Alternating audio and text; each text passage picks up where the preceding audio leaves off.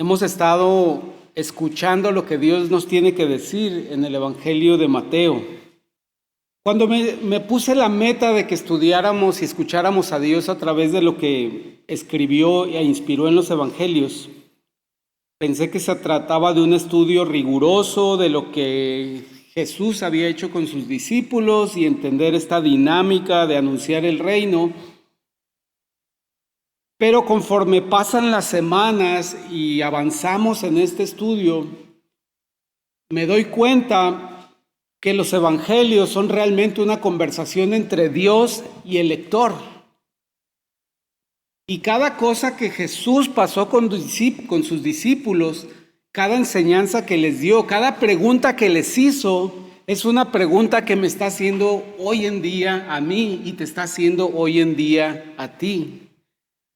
Es un hermoso descubrimiento saber que esas preguntas a veces incisivas, esas afirmaciones de amor, esos cuestionamientos de la fe que Jesús le hizo a Pedro, a los demás discípulos, son también para mí.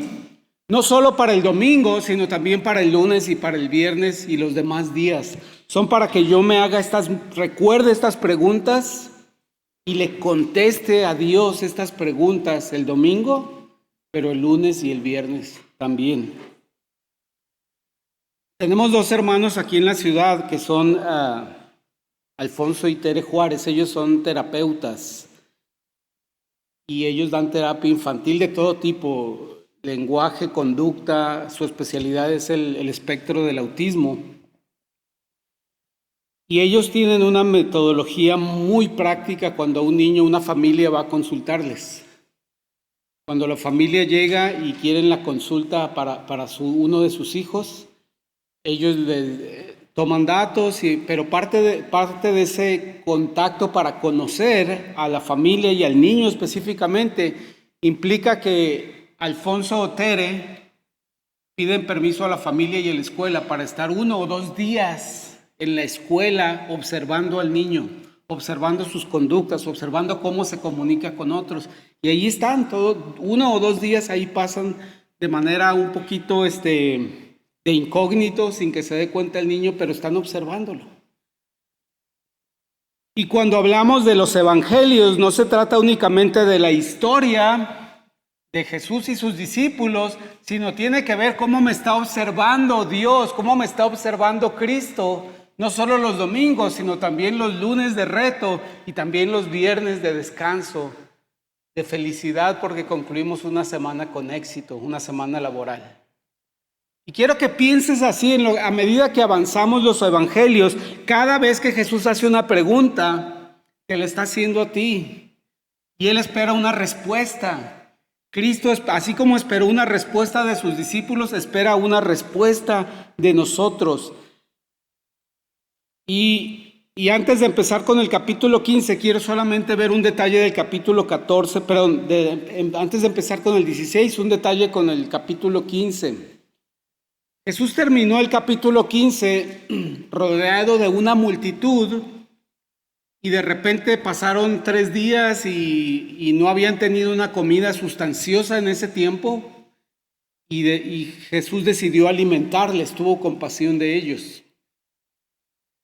Esto está tan pegadito a la alimentación de los 5,000 varones y sus familias que pensamos a veces que es el mismo evento.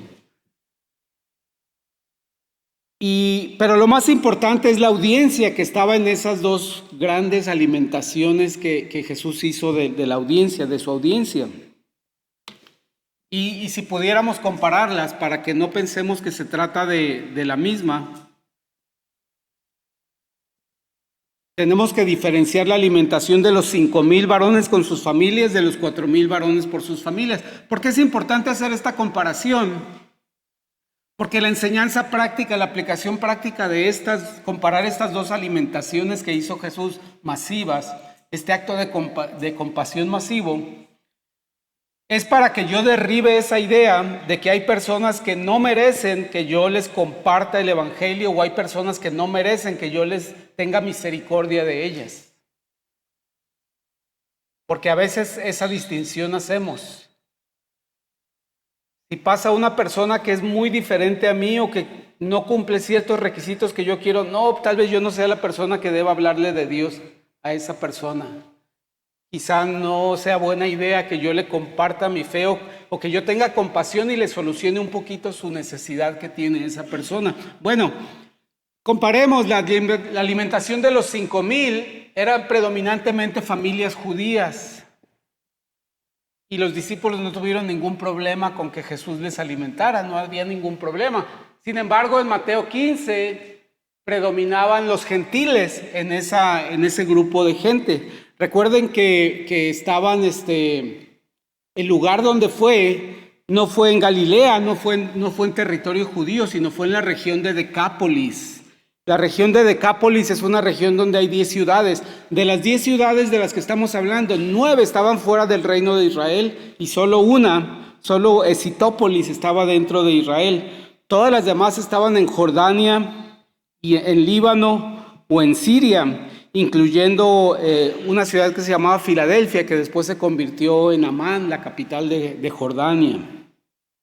No la confundamos con Filadelfia, la que está ahora en Turquía.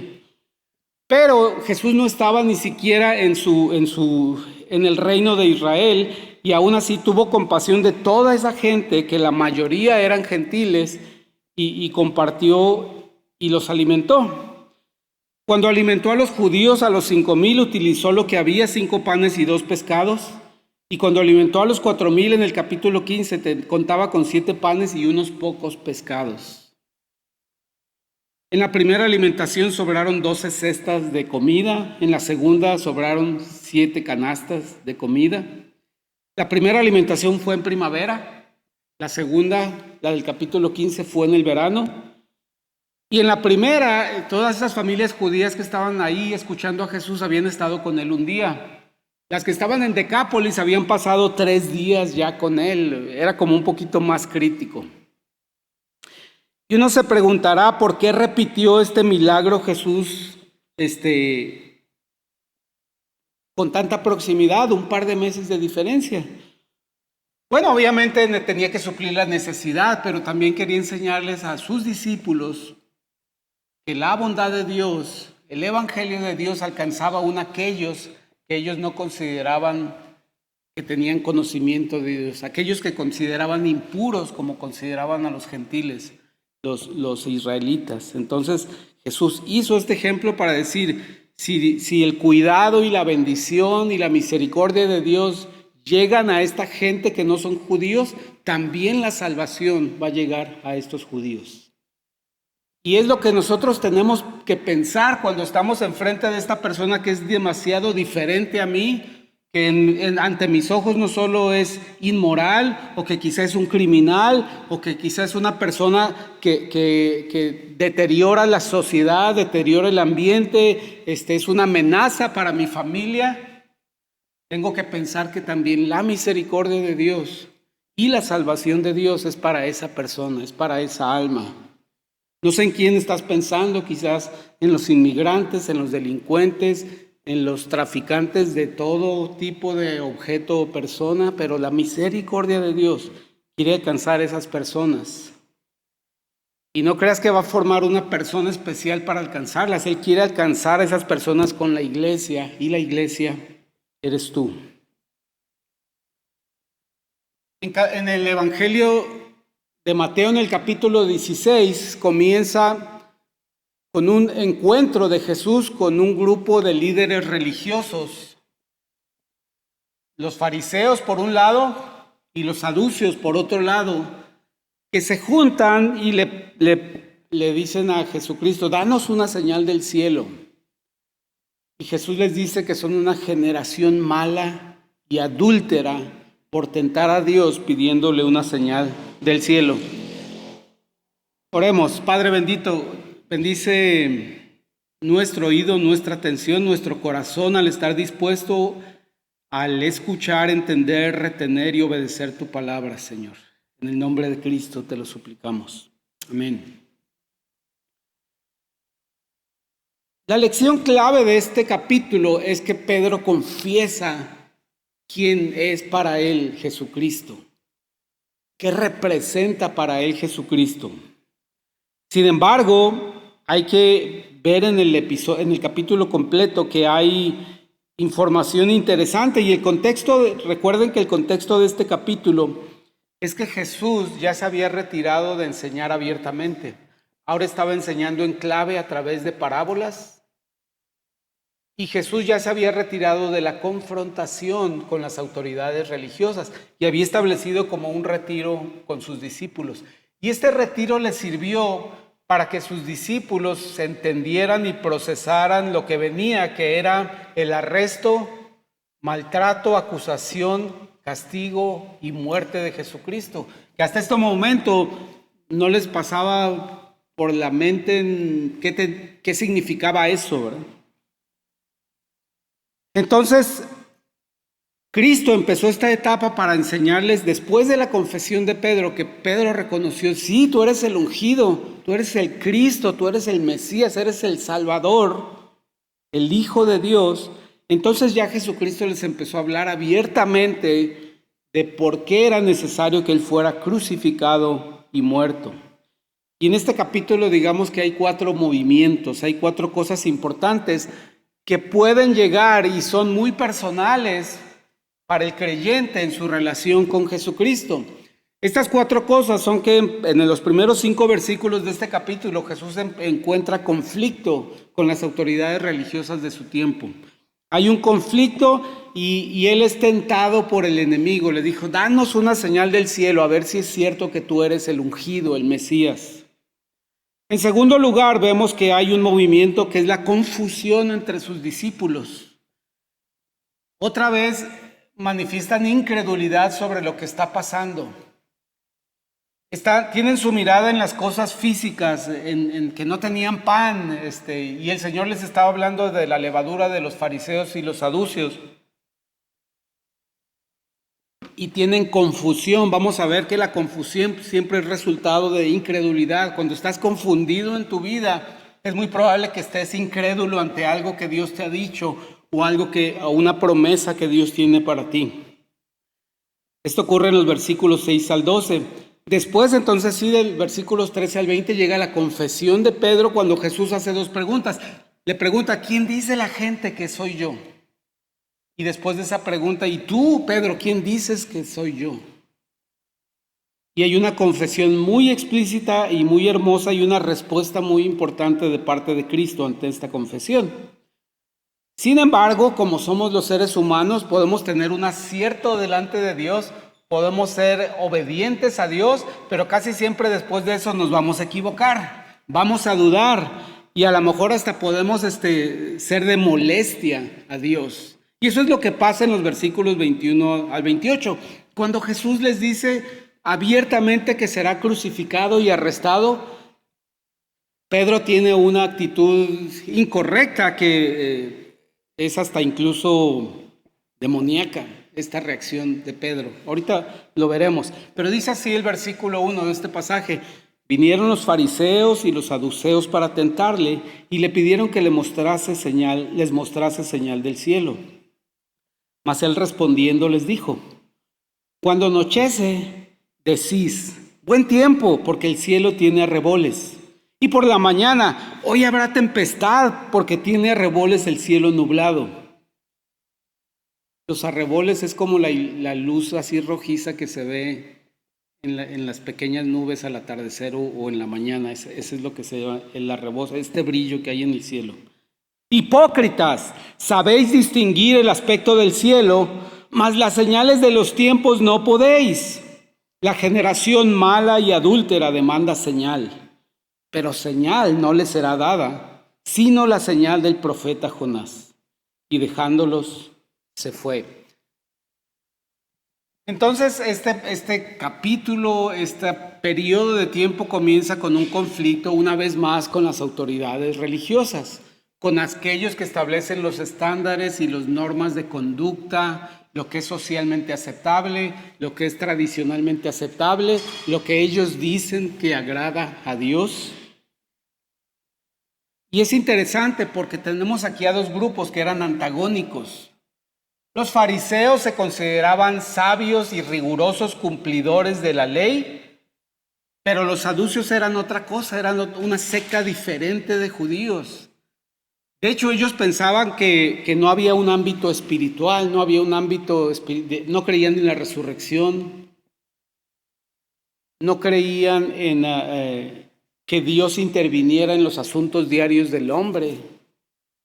Ellos creían que el hombre actuaba de acuerdo a los principios que estableció Dios en su creación, pero que no intervenía cotidianamente en la vida del hombre. Sin embargo, aquí se hicieron amigos estos dos grupos para cuestionar a Jesús, para ponerle una trampa a Jesús, para tentar a Cristo. Pasó lo mismo con Pilato y Herodes, también políticos, gobernantes, antagonistas de su tiempo, pero en Lucas capítulo 23 vimos que se hicieron amigos también para pedirle señal del cielo a Jesús.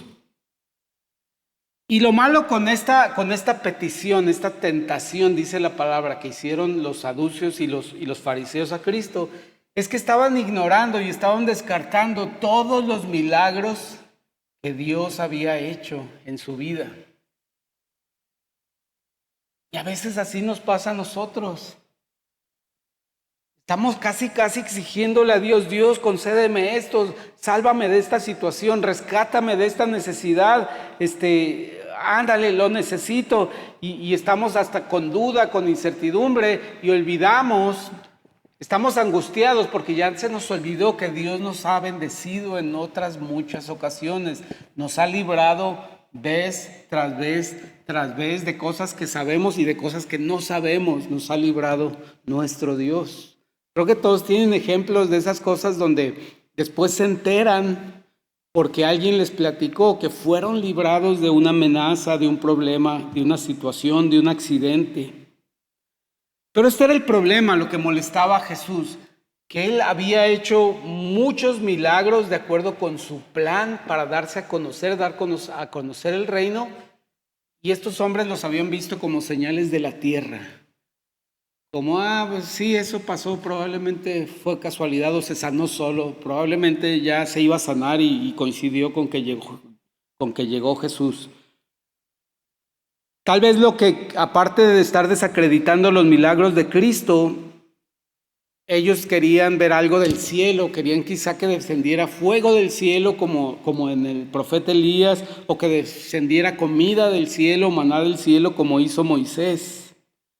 Pero Jesús dijo que esta actitud, esta condición espiritual de ella, era que estaban viendo lo físico y lo terrenal, pero no tenían discernimiento de lo espiritual. Y eran perversos porque estaban tentando a Dios. Y eran adúlteros porque se habían olvidado a Dios y valoraban más su propia religión, sus propias normas, sus propias reglas. Y es un poquito confuso hablar de tentar a Dios porque nosotros conocemos muy bien lo que es la tentación de los hombres. Es decir, esa inclinación, ese deseo, esa oferta de hacer algo desagradable para Dios. Pero cuando decimos tentar a Dios, ¿a qué nos estamos refiriendo? Podemos referirnos a varias cosas. Una de ellas es que le estamos demandando a Dios que haga las cosas en el tiempo, forma y lugar que nosotros queremos. Eso es una manera de tentar a Dios. Otra es, como dice este pasaje, pedirle a Dios una señal. Señor, sí lo hago, sí me comprometo, pero dame una señal de que eres tú el que me está guiando. Sabemos que hay ejemplos en el Antiguo Testamento de personas que pidieron señal, pero estar continuamente retando y desafiando a Dios para que haga las cosas en el tiempo, el lugar y la forma que yo los quiero, es en cierta manera manipulación y desconfianza y aprovecharse de la bondad y la misericordia de Dios. Es arrogancia, es orgullo y eso obviamente le desagrada a Dios como para considerar tomar en cuenta nuestra petición. Recuerden que Dios busca un corazón colapsado y humillado para bendecirlo. Esa es la actitud que Él quiere ver. No por tenernos en sufrimiento, no por tenernos sometidos, no por tenernos sojuzgados, sino porque la humildad es el campo fértil para que Dios, la debilidad es el campo fértil para que se manifieste la fortaleza de Dios. Entonces Jesús enfrentó este conflicto y les dice, no, están actuando mal, están actuando arrogantemente y son una generación mala y hasta adúltera, porque en vez de reconocer a Dios como la cosa más importante, ustedes ven su religión como lo más importante. Y la única señal que van a obtener de mí es la señal del profeta Jonás. Esta señal era que por espacio de 3 días, Jesucristo, igual que Jonás, descendería, Jonás al mar, Jesús al sepulcro, y estaría ahí Cristo 3 días muerto, Jonás 3 días sepultado en el fondo del mar, en el vientre de la ballena, y al tercer día sería expulsado Jonás de la boca del pez y del mar, de la misma manera que Jesús iba a resucitar. Esa sería la única señal que le daría a estos dos grupos. Sin embargo, era la señal más importante que podrían tener ellos. No los dejó desamparados. Vamos al siguiente parte, versículo 5. Después de que Jesucristo confrontó este conflicto con los saduceos. Y una vez más, es nuestra vida actual, nuestra vida de lunes y viernes y domingo es un reflejo de esto. Va a haber conflicto, vamos a encontrar conflicto. Muchas cosas nos van a desafiar. Y tenemos que tener la actitud correcta para no tentar a Dios en medio de la desesperación, en medio de nuestro dolor, en medio de nuestro sufrimiento, sino aceptar la voluntad de Él. Invocar y pedir la voluntad de Dios, más que el remedio inmediato, más que el remedio como yo quiero, más que el remedio en donde yo lo quiero.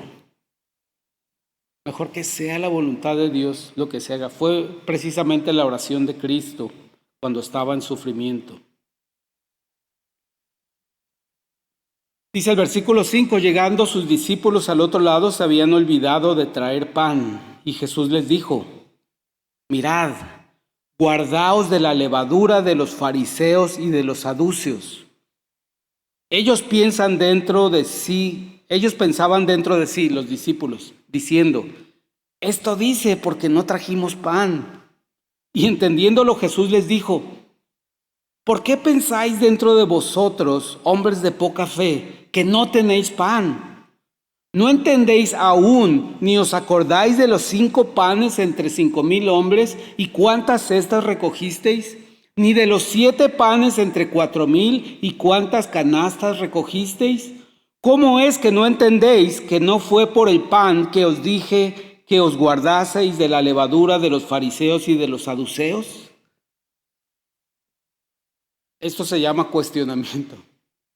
6 preguntas en ráfaga de Jesucristo a sus discípulos, porque estaban pensando en el pan material. Venimos a unas ciudades que no conocemos, no tenemos familiares, no tenemos amigos y se nos olvidó traer pan.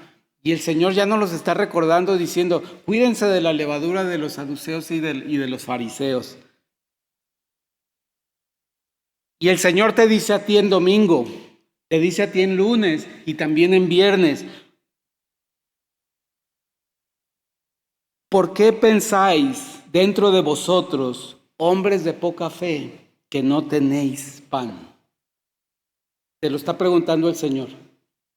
¿Por qué pensáis, hombre de poca fe, mujer de poca fe, dentro de ti, que no tenéis pan? Quítale la palabra pan y ponle cualquier cosa que sientes que necesitas. Es que los demás no me quieren. Es que no me siento bien recibido en mi trabajo, en mi círculo social, en mi familia. No me siento apreciado, no me siento valorado. ¿Por qué pensáis dentro de vosotros, hombre de poca fe, que no sois valorados?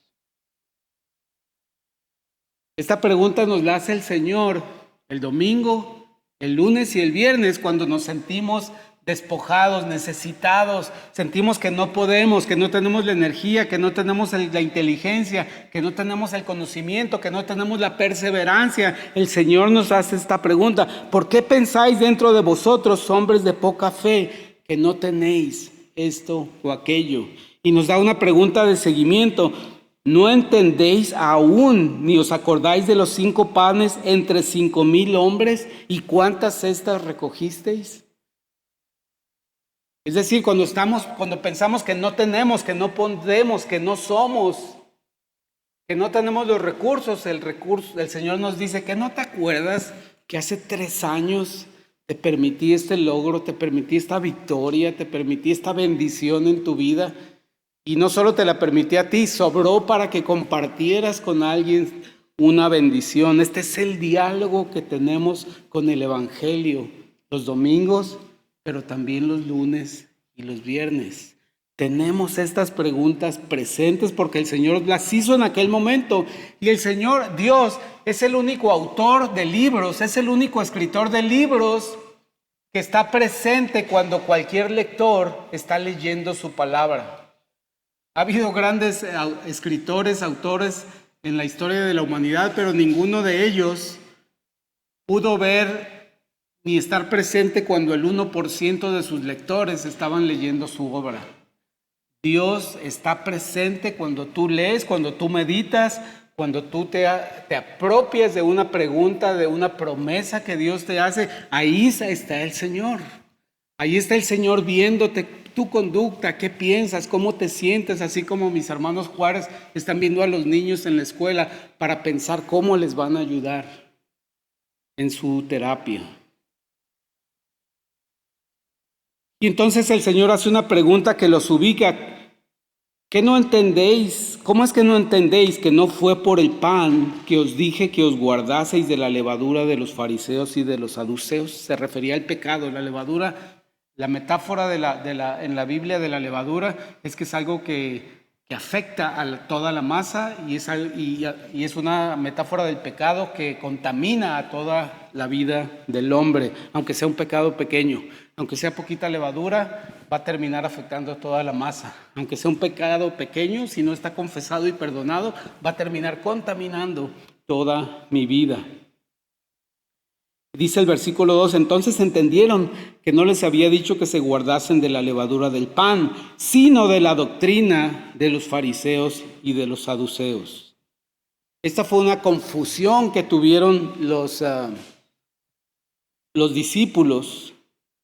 Estaban más preocupados por el pan, por los afanes de este mundo. Pero Cristo les dice, es que tienen poca fe. ¿Por qué estás pensando en el pan que no tienes, que se te olvidó allá y no piensas en que yo soy un Dios proveedor? Yo soy un Dios que te ha ayudado. Yo soy un Dios que ha solucionado los problemas cuando se ha necesitado. Entonces esta confusión está directamente asociada a la poca fe que tenían en ese momento. Y creo que esta es una pregunta que deberíamos estar recordando continuamente de parte del Señor Jesucristo. ¿Por qué no estoy teniendo suficiente fe en este problema?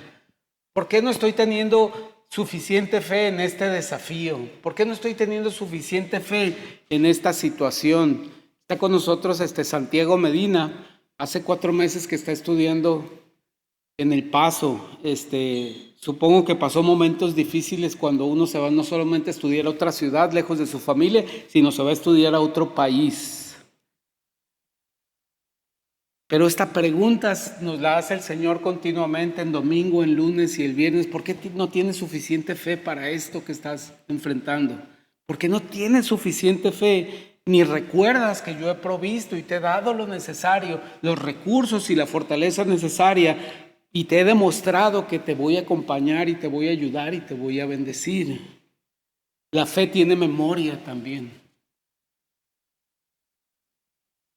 Por eso Dios nos bendice de muchas maneras en diferentes situaciones para que no nos falle la memoria a la hora de invocar y utilizar la fe que Él nos ha dado. Sigo con el versículo 13, dice, viniendo Jesús a la región de Cesarea de Filipo, preguntó a sus discípulos diciendo, ¿quién dicen los hombres que es el Hijo del Hombre? Ellos dijeron, unos dicen que eres Juan el Bautista, otros Elías y otros Jeremías o alguno de los profetas. Él les dijo, ¿y vosotros quién decís que soy yo? Respondiendo Simón Pedro dijo, tú eres el Cristo, el Hijo del Dios viviente. Entonces le respondió Jesús: bienaventurado eres, Simón, hijo de Jonás, porque no te lo reveló carne ni sangre, sino mi Padre que está en los cielos. Y yo también te digo que tú eres Pedro, y sobre esta roca edificaré mi iglesia, y las puertas del Hades no prevalecerán contra ella. Y a ti te daré las llaves del reino de los cielos. Y todo lo que atares en la tierra será atado en los cielos, y todo lo que desatares en la tierra será desatado en los cielos. Entonces mandó a sus discípulos que a nadie dijesen que él era Jesús, el Cristo. Llegamos a la confesión de Pedro respecto a Cristo. Una vez más, aquí hay dos preguntas que vale la pena que cada generación de creyentes, que cada creyente se haga en relación a su entorno. ¿Qué dicen mis amigos acerca de Cristo? ¿Quién piensa mi familia que es Jesucristo?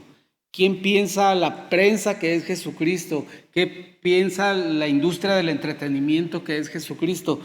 Y nos damos cuenta que así como en este momento, cuando Jesús le preguntó a los discípulos, había todo tipo de respuesta. Unos piensan que eres Elías, unos piensan que eres uno de los grandes profetas, algunos piensan que eres un buen maestro, pero ninguno acertaba.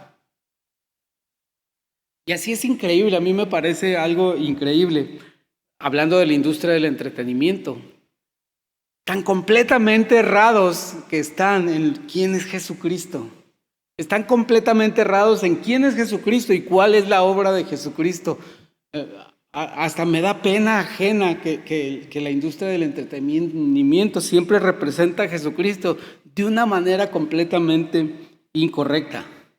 Ahora, puede ser un plan del enemigo, que tengan esta ceguera, y de hecho así ocurre en nuestros días. Hay una ceguera sobre quién es Jesucristo, al punto que muchas religiones, aunque lo reconocen, lo tienen como que en la cuarta prioridad de importancia en cuanto al reino de los cielos.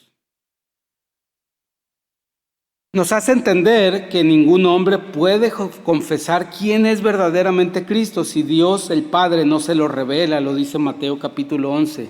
Si el Espíritu Santo no se lo revela, lo dice en 1 Corintios capítulo 12, versículo 3.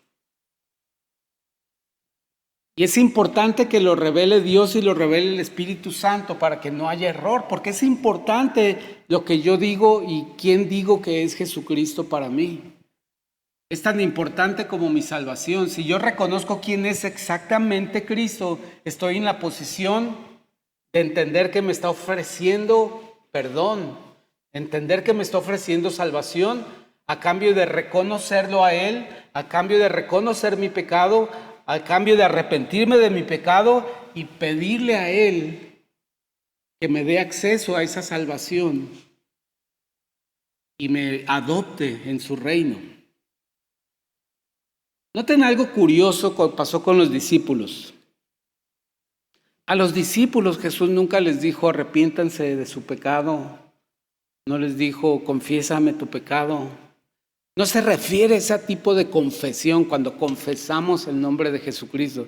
Se refiere a reconocer quién es Él, reconocer que es el enviado de Dios para rescatarme, para morir en mi lugar en la cruz y con su resurrección darme esperanza de vida eterna. Esta confesión, este reconocimiento de Pedro hacia quién era exactamente la persona de Cristo, fue recibida con mucho gozo por parte de Cristo. Sin embargo, la respuesta inmediata de Jesucristo ha sido un reconocimiento que ha llevado a mucha controversia sobre quién es Pedro.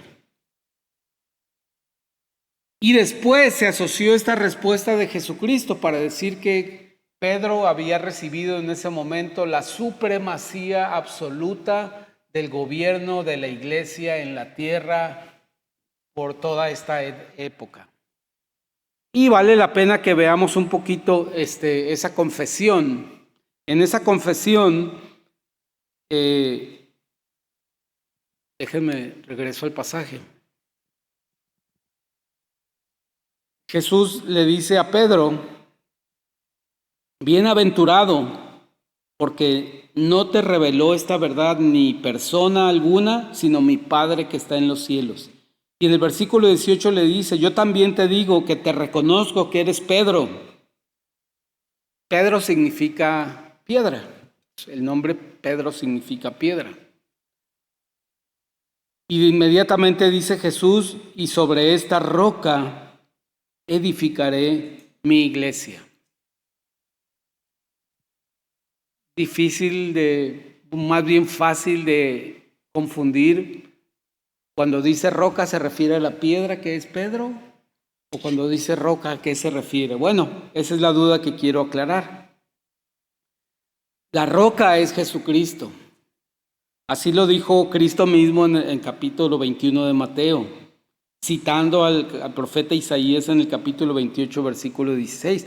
Pedro mismo lo dijo en su primera carta, capítulo 2, versículo 4 al 8, que Cristo era la roca. Y también lo mencionó en el libro de Hechos, capítulo 4, 11 y 12. Pablo en 1 Corintios 10, 4 llama a Cristo la roca. Y además lo llama cabeza de la iglesia en la carta a los Efesios y también a los Colosenses. Y nosotros sabemos que a través de todo el Antiguo Testamento siempre la roca ha hecho referencia a Dios y no al hombre. Nunca en ninguna metáfora, en ningún relato, en ningún símil del Antiguo Testamento el hombre ha sido la roca. Siempre la roca es Dios y ahora en el Nuevo Testamento la roca es Jesucristo. Entonces realmente la iglesia no está fundada en la piedra que es Pedro. La iglesia está fundada en la roca, que es Jesucristo. Una piedra, un peñón, una roca gigante de cimiento sobre la cual se edifica la iglesia. Después, Cristo le dice que le va a entregar las llaves a Pablo, a Pedro. Y muchos piensan, bueno, si ya le dijo que él era el fundamento de la iglesia, pues ya le está entregando las llaves de la iglesia. Pero no son las llaves de la iglesia. Son las llaves del reino.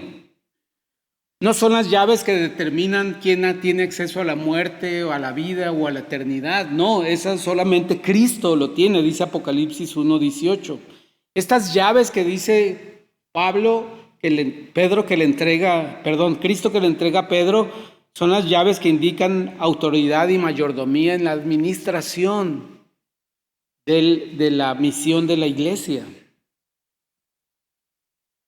Pedro utilizó estas llaves para abrir la puerta de la fe a los judíos, a los samaritanos y a los gentiles. Es lo que dice Hechos capítulo 10. Es mayordomía, no señorío. Pedro no recibió el señorío de parte de Cristo, recibió la mayordomía, una encomienda administrativa de la gracia a través de la obra de la iglesia. Jesús dice que se le va a permitir atar y desatar, y lo que ate en la tierra será atado en el cielo y lo que desate en la tierra será desatado, pero implica la aplicación de la palabra de Dios a la gente. En los tiempos de Jesús sí se hablaba mucho de atar y desatar. Cuando un maestro, un rabino prohibía algo, permitía algo, se hablaban en términos de atar y desatar. De hecho, hay una traducción que es muy precisa. El Nuevo Testamento Williams en inglés dice algo parecido de este pasaje. Dice, todo lo que ustedes prohíban en la tierra debe ser lo que ya está prohibido en el cielo. Y todo lo que ustedes permitan en la tierra tiene que ser lo que ya está permitido en los cielos. Es decir, podemos interpretar que cuando Jesús le dice a Pedro, lo que atares en la tierra será atado en el cielo, pareciera que ahora la autoridad la tiene la tierra, ¿no? La iglesia, y que el cielo se va a alinear. No es así. La iglesia, la tierra nunca le dice al cielo lo que tiene que ocurrir. Es al contrario. Las cosas eternas que Dios ha establecido se reflejan en la vida de la iglesia con fidelidad y con obediencia. Entonces, en esto consiste este reconocimiento ahora de parte de Cristo a Pedro. Le dice, ahora que me reconoces, ya estás listo para que participes en la formación, en la creación de mi iglesia. Y ya estás listo para atar y desatar de acuerdo con lo que el cielo ha determinado, diciéndole Cristo a Pedro, este es el punto de partida, que tengas un correcto concepto acerca de mí y eso te lleve a reconocerme como tu Señor y Salvador.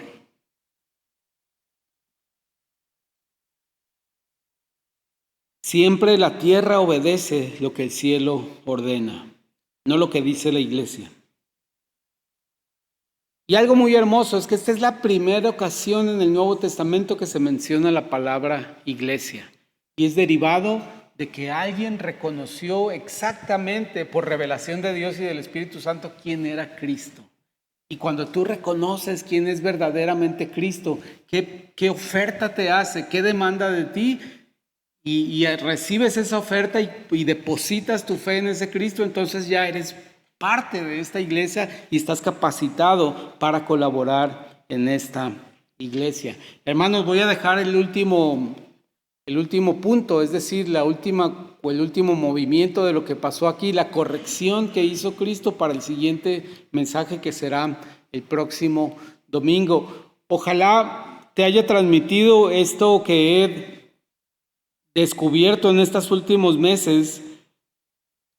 El estudio de los evangelios es una forma de volver a escuchar las preguntas de Cristo para cada situación de mi vida presente, para cada necesidad de mi vida presente. No es que sea un acervo que está ahí para que una referencia para cuando yo vaya a tener un estudio bíblico. No, realmente sí es un acervo, pero es un acervo que vivo el domingo, lo escucho el domingo y lo vivo el lunes. Cuando estoy preparado para ser productivo una semana y empiezo a enfrentar los retos de esa semana, pero también el viernes que terminé una semana y estoy preparado para pasar tiempo con mi familia, para hacer algo que a mí me gusta, también en ese momento están las preguntas de Cristo, las palabras de Cristo, y está el autor de esa palabra, el inspirador de esa palabra, está ahí para volverme a hacer estas preguntas. Lo hermoso es que aunque el Señor cuestionó muchas veces la poca fe de los discípulos, cuando el Señor los retó mucho y cuando dijo, ay, ¿cuánto tiempo tendré que estar aquí entre ustedes? Con todo eso nunca los abandonó, nunca los dejó a su suerte, siempre estuvo con ellos, aunque los envió a predicar a las villas, estuvo con ellos, les confirió el poder de sanar, de echar fuera demonios, de anunciar el reino de los cielos. Esa es la gran enseñanza. No todas las preguntas de Cristo son un cuestionamiento de mi poca fe. Sí lo hace, pero al mismo tiempo me está apoyando, me está guiando, me está enseñando, me está queriendo como hijo amado. Oremos. Bendito Señor, gracias por tu palabra.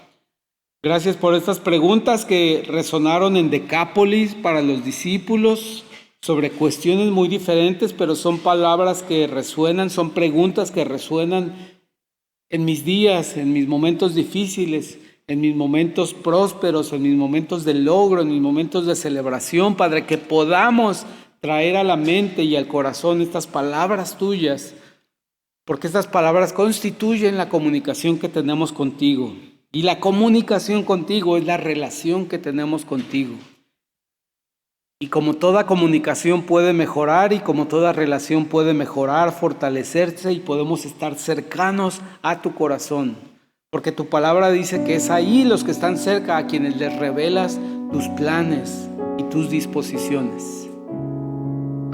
Queremos conocerte mejor, Señor. Ayúdanos a que tu palabra, viniendo trayendo la colación en momentos difíciles, sea la ayuda que necesitamos en cada momento, la ayuda que necesitamos para servirte a ti principalmente. Gracias, Señor. En Cristo Jesús te bendecimos. Amén.